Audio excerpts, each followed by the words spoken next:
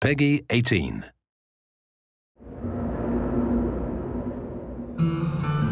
Metro has always uniquely been about stepping into Artyom's shoes, becoming Artyom, experiencing what life is like in that world, making the choices that you make as you play through, defining who that character is that you're playing as.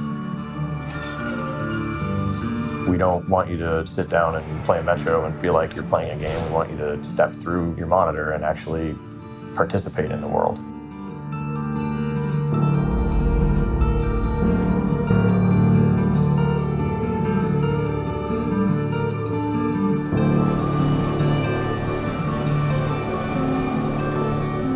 For me, exploration is the key.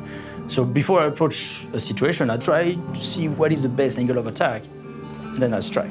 But when I strike, I have meticulously planned the escape route, where the guys are coming, so I know kind of the location before. So I have to sneak a bit, enough for me to get the knowledge I need to overcome this specific situation. The game allows you to play as an old-school, hardcore player, whether you are taking the stealth approach or you take the firearm approach. I take the second, and I may feel a big challenge to that, and I am happy to overcome the challenge. And people who are playing stealth are also happy. That's quite difficult to achieve in one large project like that, which was our goal, actually. I believe we have succeeded. The game is enjoyable as hell in both ways. And in both ways, it's also rewarding. We took real care to make sure that the player understands the story no matter the way he might approach it. You might go for a full run and gun, and you could still get what's going on. It's not like you will be depriving yourself of any understanding of the people you are meeting or the events you're going through. But you will certainly lose some of the extras we put into the game. But then again, you're having fun. That's what matters. I'm the god of stealth. I'm a shadow in the night. And I'm the, if it moves, Kill it. We've always wanted the world to react to players' decisions and how they like to approach situations. And so we've always had this underlying system that's been hidden to allow the player to play as they would naturally play and then be able to see the consequences of how they play. There are a lot more opportunities for players to make decisions that might have consequences, and there's a lot more opportunities for players to see those consequences. It's more about immersing yourself in the world and the world reacting realistically to what you do. Now we have much more living and atmospheric experience than in previous Metro game, because even in combat, morality and question of morality, helping our story, helping our world to show player all you do, all decision, kill or don't kill, it's important, because it's not just simple shooter. And behavior, story, AI working together, it's a part of a whole atmospheric system.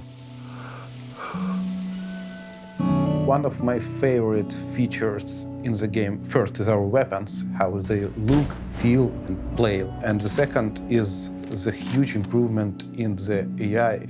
We have really a complicated system. Creatures, they decide what should they do next. Do they need to attack? Do they need to retreat? Considering how many monsters are in their group, how many scary monsters are in another group, and how this all works together. It works not only between two groups of monsters, but also with the player influence on all the situation. Makes a lot of great random encounters in the game. We try to simulate like in real world. It's very important to create in player a feeling of real and breathing world. В общем, с момента обсуждения концепции игры с лидом мы пришли к выводу, что чем более детализированным будет звучание, тем более реалистичнее будет картинка. Для того, чтобы погрузить игрока в настоящую реальность, все-таки важно уделить внимание каждой мелочи. По максимуму мы стараемся озвучить все пространство, которое представлено на картинке, и то, как это происходит в реальной жизни. We have the saying that fear has wide eyes, and I must say fear has wide ears. First-person shooters are mostly about the action, but in Metro you can sit back and just enjoy the sound scenery of each level.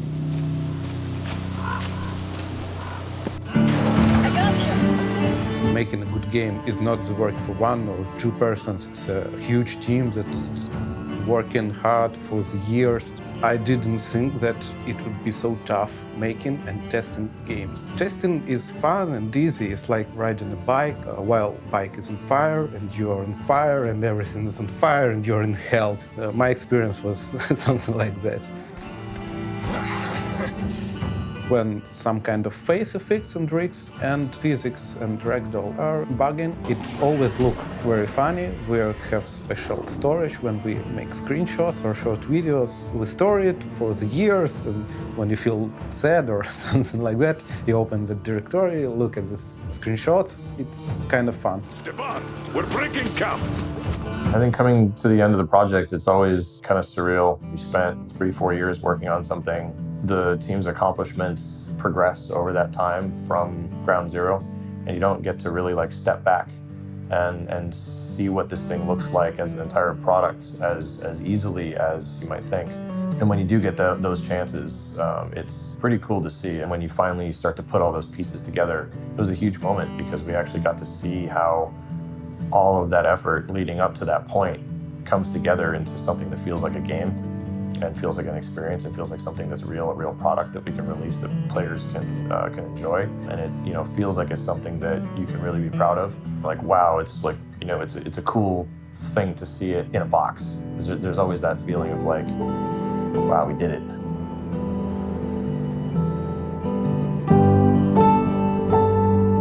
It's hard to believe that the things we make here are beloved to the millions of people, and that's the most thing I'm proud of, that we're making the product that so many people like. Я считаю, когда ты играешь в игру, которую ты делал несколько лет, и она тебе действительно нравится, и ты знаешь, что ты принимал участие вот в этом классном проекте, то ты можешь гордиться этим. Everyone is proud of what they've created here, the way that 4A is. Everyone is here doing what they want to do. From the very early days when the team got together and they said, we're going to make our own engine, we're going to make our own games.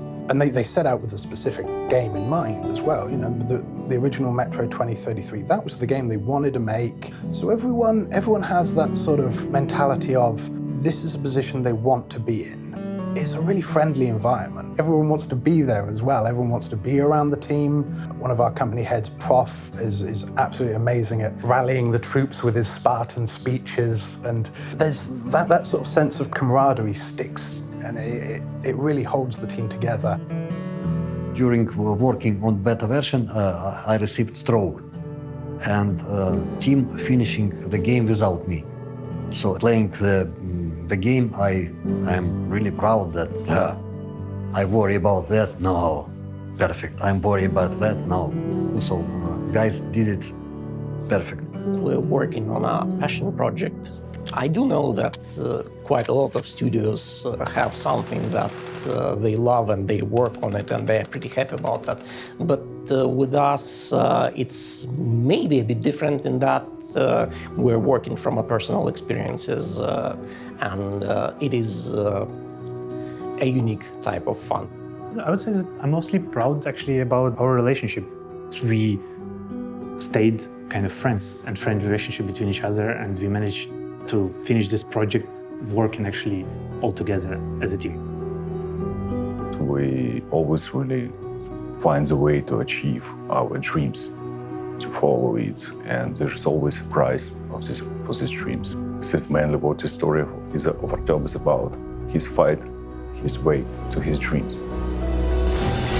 We never place comfort of our working before our goals. It's all only possible when all people lives and works like one family. We know, like, if we work hard, we will achieve, we will follow our dreams, everything comes through.